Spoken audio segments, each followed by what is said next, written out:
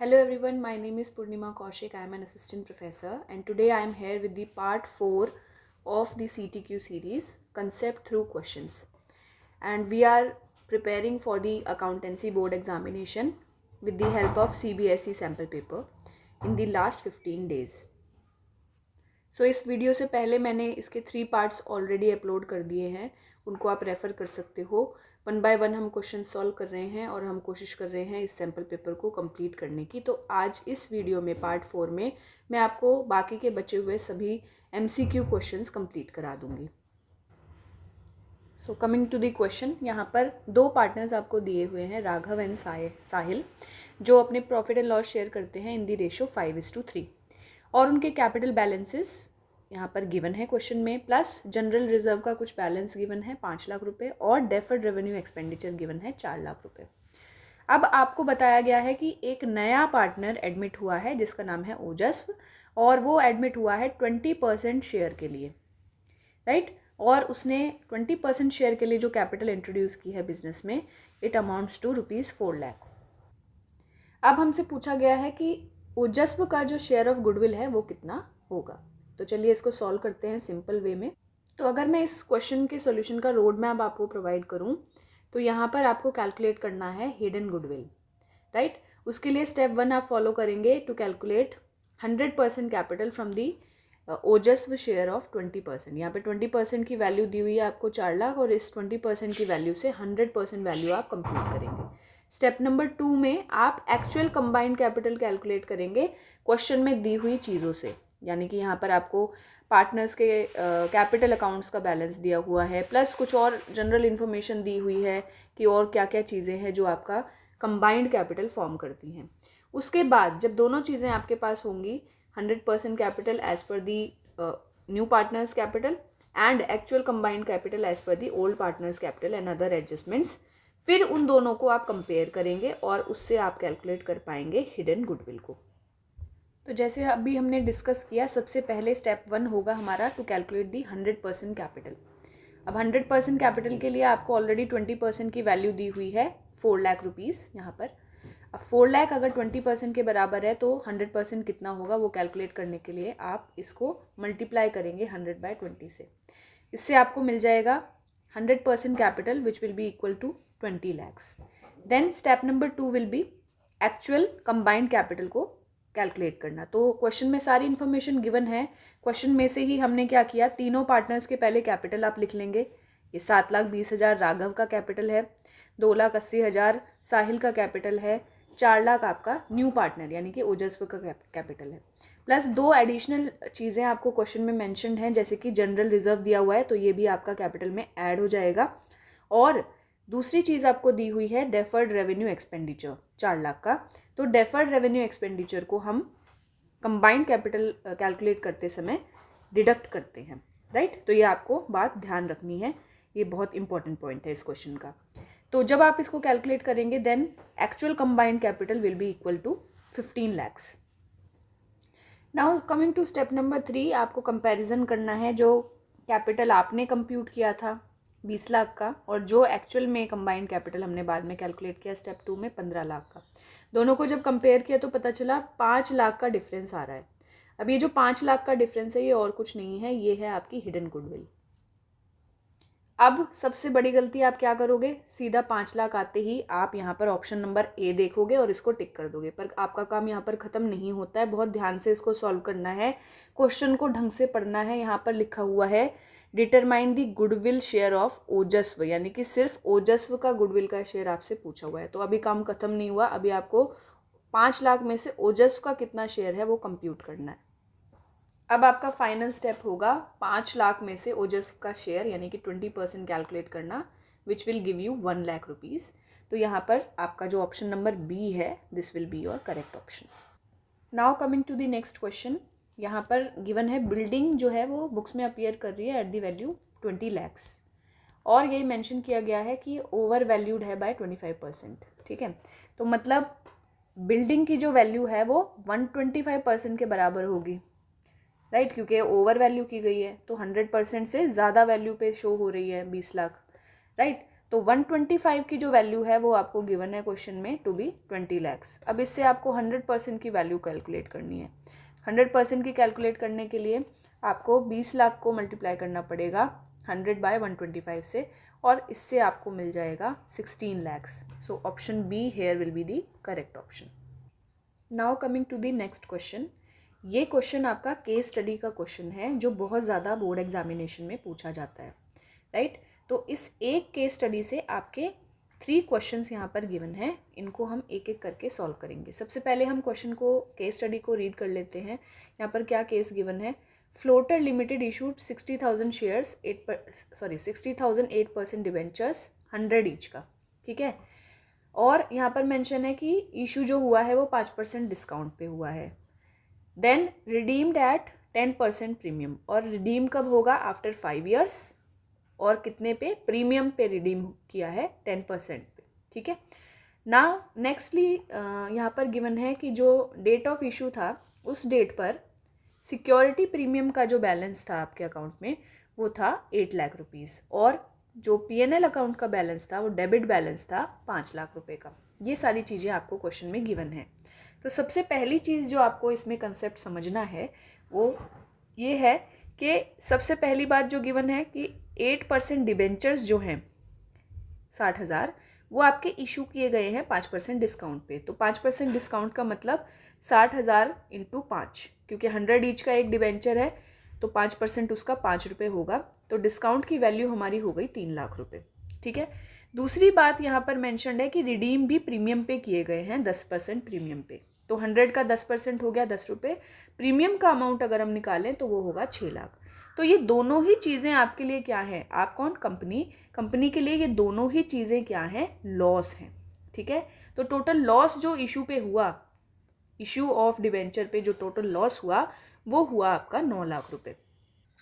तो अब हम बात करेंगे इस टोटल 9 लाख के लॉस को हम कैसे एडजस्ट करेंगे या फिर राइट ऑफ करेंगे। तो रूल आपको यहाँ पर समझना है कि राइट ऑफ करने के लिए, कोई भी अगर लॉस है इशू ऑफ डिबेंचर पे, उसको राइट ऑफ करने के लिए सबसे पहला अकाउंट जो आपको रेफर करना है वो है सिक्योरिटीज़ प्रीमियम अकाउंट, ठीक है। उसके बाद भी अगर कोई लॉस का बैलेंस बच जाता है फिर उसको एडजस्ट करते हैं PNL अकाउंट से। तो यहाँ पर सिक्योरिटी प्रीमियम का जो बैलेंस गिवन है क्वेश्चन में वो है 8 लाख। तो 8 लाख का जो लॉस है वो आप एडजस्ट कर देंगे या राइट ऑफ कर देंगे सिक्योरिटी प्रीमियम से।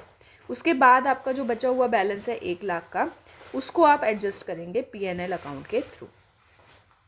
सीक्वेंस यही रहेगा हमेशा, पहले सिक्योरिटी प्रीमियम उसके बाद PNL अकाउंट। सो अब हम आते हैं इसके दिए हुए क्वेश्चंस पे। सबसे पहला क्वेश्चन है, loss on issue of debenture is to be written off as dash out of security premium and dash out of statement of PNL।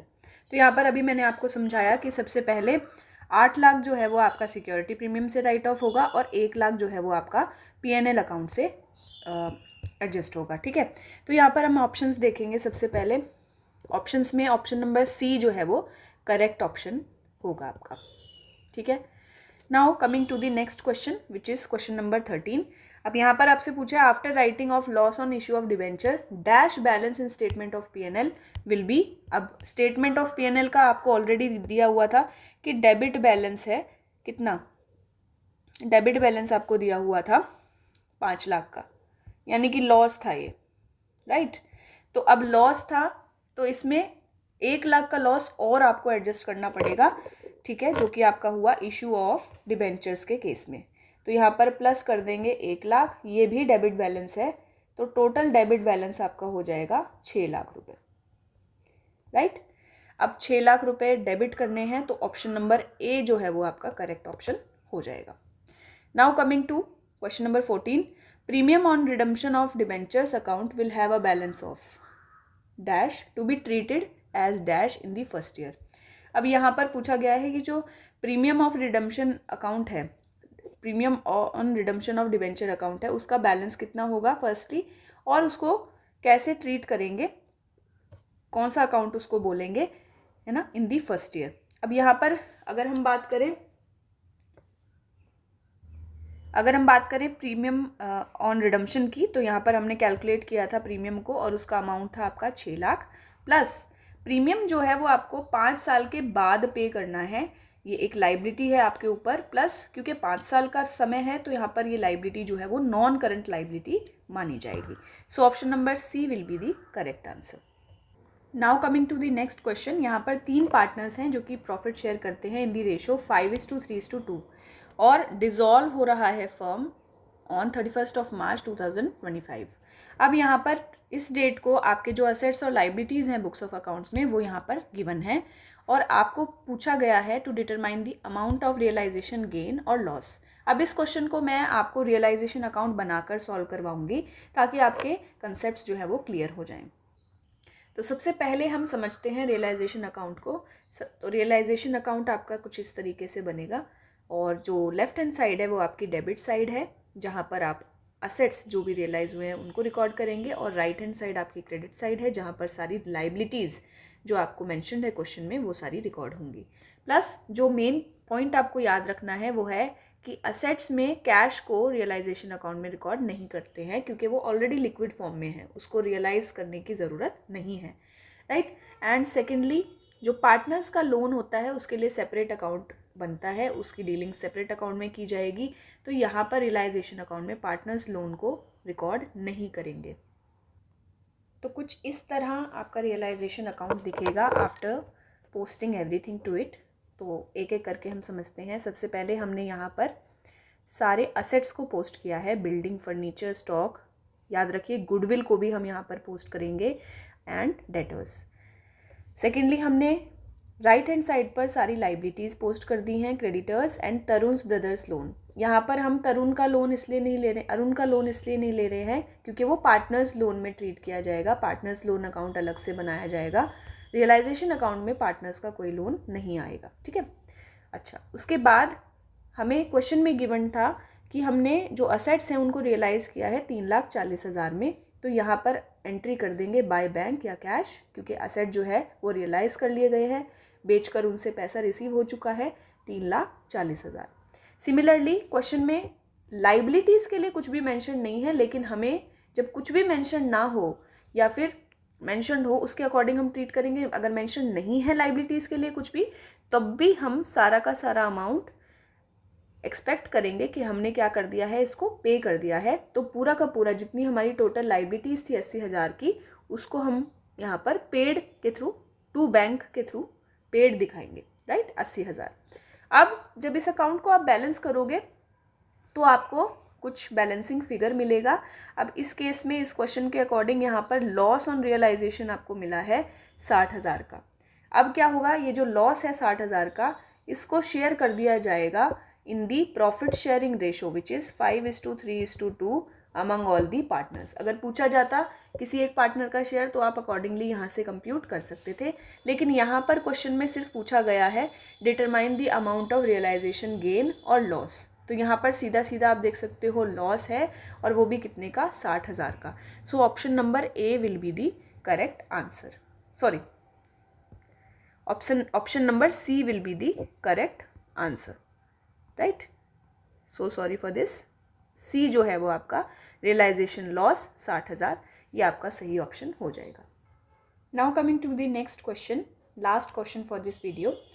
सो यहाँ पर मेंशन है कि सौरभ, जॉन एंड सौरभ जो थे वो पार्टनर्स थे जो कि प्रॉफिट और लॉस शेयर कर रहे थे इक्वली, यानी कि इनकी रेशो थी 1:1. उन्होंने फ्यूचर प्रॉफिट्स को 3:2 में शेयर करने का फैसला किया. जो मैनेजर था आर्या, उसका कोई एक्सीडेंट हो गया और उसने ऑफिस में ही एक्सीडेंट हुआ और उसने क्लेम किया कंपनसेशन के लिए अमाउंटिंग टू ₹50,000, राइट. प्लस यहाँ पर मेंशन है कि जो वर्कमैन कंपनसेशन है वो आपका वर्कमैन कंपनसेशन रिजर्व जो है उसमें आपका जो बैलेंस है वो है 80,000, राइट. अब पूछा गया है कि ये जो स्टेटमेंट्स आपको नीचे दी गई हैं इनमें से कौन सी स्टेटमेंट आपकी ट्रू है. तो सबसे पहले हम 1 बाय 1 स्टेटमेंट्स को रीड करते हैं. क्वेश्चन को अगर समराइज़ करूँ तो ये आपका पूरा क्वेश्चन बनकर तैयार हो गया है. वर्कमैन कंपनसेशन 80,000 है और आर्या ने क्लेम किए हैं 50,000. बैलेंस जो था वो 30,000 था. इस 30,000 की ट्रीटमेंट भी मैंने आपको बता दी यहाँ पर कि 30,000 को हम शेयर करते हैं ओल्ड पार्टनर्स कैपिटल अकाउंट में इन दी ओल्ड रेशो, ठीक है. क्योंकि न्यू पार्टनर जो है या जो भी आपके चेंजेस हुए हैं पार्टनरशिप में, अभी यहाँ पर इस क्वेश्चन में रेशो में चेंज हुआ है तो रिकन्स्टिट्यूशन का केस है इस केस में जो भी पिछला बैलेंस है किसी भी रिजर्व का, उसमें से क्लेम को एडजस्ट करने के बाद जो बैलेंस बचेगा वो ओल्ड पार्टनर्स के अकाउंट्स में ओल्ड रेशो में शेयर किया जाता है, ठीक है। सो पॉइंट नंबर ए जो है वो यहाँ पर कहता है 50,000 will be provided as workman claim out of workman compensation reserve. बिल्कुल सही बात है, 50,000 हम क्लेम दे देंगे and balance 30,000 will be distributed among the partners in old ratio. तो यही चीज़ मैंने आपको यहाँ पर समझाई कि जो बैलेंस होगा 30,000 का वो हम डिस्ट्रीब्यूट कर देंगे ओल्ड पार्टनर्स को ओल्ड रेशो में, ठीक है। तो ऑप्शन नंबर ए यहाँ पर सीधा सीधा करेक्ट होता हुआ हमें नज़र आ रहा है, लेकिन फिर भी हम ऑप्शन जो रिमेनिंग ऑप्शन हैं उनको देख लेते हैं। 50,000 will be provided as workman claim, B में यहाँ पर लिखा है, ये बिल्कुल सही बात है, out of workman compensation reserve and balance 30,000 will be distributed among partners in new ratio. नहीं, न्यू रेशो में नहीं किया जाएगा, राइट, न्यू रेशो में नहीं किया जाएगा क्योंकि जो वर्कमैन कंपनसेशन रिजर्व था ये पुराना रिजर्व था, इसको ओल्ड रेशो में ही डिस्ट्रीब्यूट किया जाएगा, ठीक है। नेक्स्ट जो है पॉइंट नंबर सी, वो कहता है 50,000 जो है वो वर्कमैन क्लेम दे दिया जाएगा, बिल्कुल सही, and the balance of 30,000 will be credited to revaluation account. नहीं, जब पार्टनर्स हैं यहाँ पर तो पार्टनर्स कैपिटल में रिजर्व्स को हम डिस्ट्रीब्यूट कर देंगे, रिवैल्यूएशन अकाउंट में इसका जो अमाउंट है वो नहीं आएगा। लास्ट ऑप्शन यहाँ पर गिवन है 50,000 will be provided to workman claim, ठीक है, and balance 30,000 will be carried forward in the books of the firms without any treatment. ये भी आपका गलत हो जाएगा क्योंकि ट्रीटमेंट तो इसकी कर दी जाएगी क्योंकि रेशो में चेंज हो रहा है, ठीक है। तो इसको हम क्या करेंगे, बैलेंस को डिस्ट्रीब्यूट कर देंगे old partners in the old ratio. I hope this is clear to everyone. Now we will come with another video very soon. So thank you so much.